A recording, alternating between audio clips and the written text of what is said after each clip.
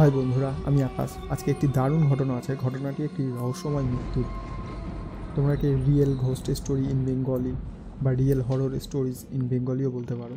তো যাই হোক, ঘটনাটি শুরু করা যাক। ঘটনাটি যেমনভাবে লেখা আমি তেমনভাবেই পড়ে শোনাচ্ছি। ঘটনাটি একটি সত্য ঘটনা। আমি তখন ক্লাস 4-এ পড়ি। থাকতাম তেজগাঁও রেলওয়ে কলোনি। স্কুল থেকে বাসায় এসেই খেলাধুলা নিয়ে ব্যস্ত হয়ে পড়তাম। যেদিনের ঘটনা সেদিন বিকেলেও স্কুল থেকে এসে খেলতে গেলাম মাঠে। আমাদের বাসার ঠিক সামনেই বাসার রাকিব নামে একটি ছেলে থাকত, আমারই সমবয়সী। সে ছিল দারুণ খ্যাপাটে মেজাজের এবং ডান পিঠে। আমরা সবাই তাকে একটু ভয় করতাম। যাই হোক, সেদিন আমরা ক্রিকেট খেলছিলাম। রাকিবদের বাড়ির সামনে একটা মাঠের মতো জায়গা আছে, বেশি বড় না, কিন্তু আমাদের মতো বাচ্চাদের জন্য যথেষ্ট।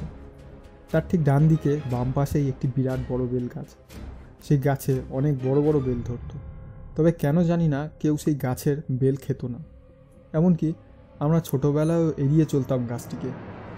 এমনকি আম্মু আব্বুরাও ওই গাছের আশেপাশে যেতে নিষেধ করেছেন। যাই হোক, আমাদের মাঝে একটা ছেলে ছিল একটু বড় শরীরের। সে বড় শরীরের মানে আমাদের সাথে একই ক্লাসে পড়ে, কিন্তু দেখতে আমাদের চেয়ে বড়। সে হঠাৎ করে একটা শট করে একটা বল ওই বেলগাছের দিকে মারল। আমরা সবাই চেয়ে দেখলাম বলটা সোজা গিয়ে বেলগাছের একটু ঘন জায়গায় পড়ল এবং নিচে পড়ার আর কোনো আওয়াজ পাওয়া গেল না। অর্থাৎ বলটা আটকে গেল। আমাদের মধ্যে একটা হুলুস্থুলুস পড়ে গেল। এবার বল পারবে কে? কেউ রাজি হলো না গাছের আশেপাশে যাওয়ার। হঠাৎ রাকিব এগিয়ে এলো এবং বলল সে গাছে উঠবে। আমরা না করলাম সবাই, কিন্তু সে কথা শুনল না এবং এক পর্যায়ে সে গাছে উঠে বসল। বেলগাছ সাধারণত একটু উপরের দিকে ডালপালা হয়ে থাকে, তাই দেখেছি, কিন্তু এই গাছটা তুলনামূলকভাবে নিচেই ডাল ছিল। রাকিব দ্রুত গাছে উঠে পড়ল। ও আমাদের চেয়ে একটু লম্বা ছিল। বেশি দেরি হলো না উপরে উঠতে। আমরা পায়ে পায়ে এগিয়ে গেলাম সেই গাছের দিকে। বেলগাছটা খুবই ঘন ছিল। এটা না দেখলে কেউ বিশ্বাস করবে না যে কতটা ঘন সেই গাছ। হঠাৎ উপরে ওঠার পর আমরা রাকিবকে দেখতে পেলাম না। সে উপর থেকেই চিৎকার করে জিজ্ঞাসা করতে লাগলো বলটা কতটা উপরে উঠেছে। আমরা তাকে দেখতে না পেয়ে বললাম বলটা ঠিক মাঝ বরাবর পড়ছে মনে হয়। সে প্রায় 4-5 মিনিট খোঁজাখুঁজি করেও বলটা পেল না। উপর থেকে বলল নেমেই যাচ্ছি, বল পাচ্ছি না। আমরা বললাম ঠিক আছে নাম। ও নামার সময় হঠাৎ করে চেঁচিয়ে উঠল এবং বলতে লাগলো ওরে ব্যথা পাচ্ছি, ছাড় আমাকে, ছাড়, বাঁচাও বাঁচাও বলে চেঁচাচ্ছে। সে এভাবে চিৎকার করতে করতে দ্রুত গাছ থেকে নেমে এলো। এরপর যা দেখলাম তাতে আমাদের পিলে চমকে গেল। রাকিবের উড়ুর পাশে এক খাবলা মাংস নেই। ভাই মিথ্যে কথা বলছি না, কেউ যেন গর্ত করে কেটে নিয়েছে এক মুঠো মাংস। এক নাগাড়ে রক্ত গড়িয়ে পড়ছে পা থেকে। রাকিব গাছ থেকে নেমে একবার উপরের দিকে তাকিয়ে বাড়ির দিকেই দৌড়ালো। আমাদের মধ্যে কয়েকজন ভয় পেয়ে নিজেদের বাড়ির দিকেই তারা নিজেরাই ছুটে গেল। আমি এবং আরও 2-3 জন রাকিবের পিছন পিছন ওদের বাসায় গেলাম। রাকিব ততক্ষণে দরজা দিয়ে ঢুকে পড়েছে ভেতরে। তার চিৎকার শুনে আঙ্কেল আন্টি বাড়ির ভেতর থেকে বেরিয়ে এলেন। তার এই অবস্থা দেখে সবাই ভয়ে এবং কষ্টে চিৎকার করে উঠল। রাকিব ঘরে ঢুকতেই জ্ঞান হারিয়ে ফেললেন। দ্রুত আঙ্কেল তাকে নিয়ে ছুটলেন আলরাজি হাসপাতালে। সেখানে নেওয়ার পর কিছু করা গেল না। 20 মিনিট পর রাকিব মারা যায় ওই হাসপাতালেই। পরিশেষে রাকিবের মৃত্যুর পর পুরো এলাকার মানুষ জমে যায় তাদের বাড়িতে।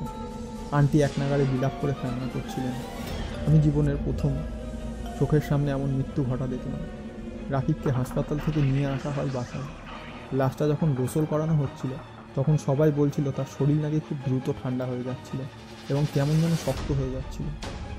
দ্রুত জানাজা শেষ করে সব মুরব্বীদের পরামর্শে তাকে আজিমপুরেই কবর দিয়ে দেওয়া হয়।